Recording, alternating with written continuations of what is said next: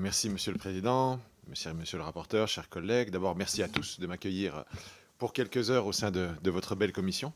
Je suis bien sûr heureux, comme vous l'avez souligné, en tant que député des Français de la péninsule ibérique et donc résident notamment en Principauté d'Andorre, de pouvoir intervenir sur un texte qui permettra d'améliorer concrètement la vie quotidienne de nos concitoyens qui habitent de part et d'autre de la frontière franco-andorrane.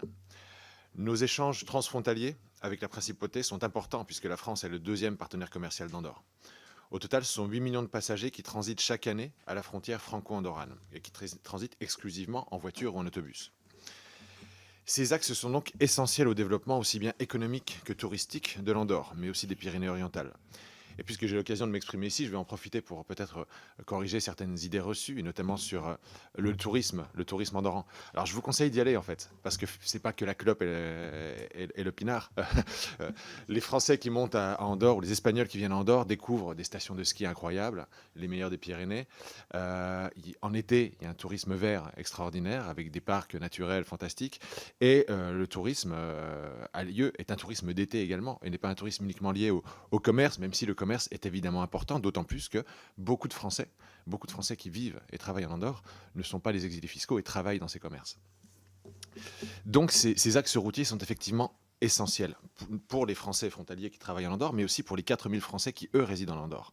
Il s'agit pour eux d'un sujet du quotidien, tout comme pour les travailleurs frontaliers, donc, qui résident en Ariège ou dans les Pyrénées-Orientales.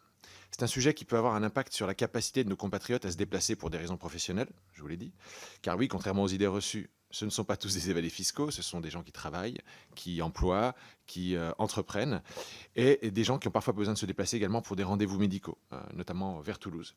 Des gens qui ont besoin de se déplacer avec parfois des difficultés et des impacts sur leur confort, voire des dangers éventuels liés à l'état des routes durant ces déplacements. Un sujet qui peut même impacter la viabilité de certains commerces, particulièrement au pas de la case, où effectivement de nombreux commerces français vivent du flux de voitures qui vient et qui repart quotidiennement de la France. J'ai d'ailleurs réalisé un sondage auprès des Français d'Andorre avant de venir vous écouter et m'adresser à vous. 100 personnes ont répondu à mon enquête, ça fait quand même 5% des Français d'Andorre, c'est quand même assez représentatif. Et à la question avec quelle fréquence empruntez-vous les liaisons routières qui relient Andorre et la France, 60% ont répondu une fois par mois, 20% une fois par semaine et 10% encore plus souvent. C'est un sujet donc d'importance. Quelle route empruntez-vous le plus souvent? Là, sans surprise, c'est que près de 90% de ceux qui empruntent ces axes routiers empruntent la RN20 qui va donc vers Toulouse, plutôt que la RN116 qui part vers Prades et Perpignan. Or, comme vous l'avez dit, monsieur le rapporteur, la situation géographique de la frontière franco-andorrane rend les routes particulièrement sujettes à des coupures, notamment en hiver, du fait d'avalanches, de glissements de terrain, de chutes de blocs et de congères. Et il y a quelques années, j'ai d'ailleurs moi-même été impliqué dans un accident lié à des chutes de pierres, même si j'avoue que c'était du côté espagnol. Donc cet accord constitue une amélioration indéniable, aussi bien en termes de sécurité des usagers que de développement économique, et il permettra aussi de rétablir une position d'équilibre avec l'Espagne, car de très nombreux Français consultés l'ont confirmé. L'accès côté français est beaucoup plus souvent bloqué, empêché ou ralenti que du côté espagnol. Et donc, à l'évidence, nous nous prononcerons, bien entendu, en faveur de cet accord. Bien, je vous ai laissé une minute de plus parce que vous aviez quand même quelque chose de très particulier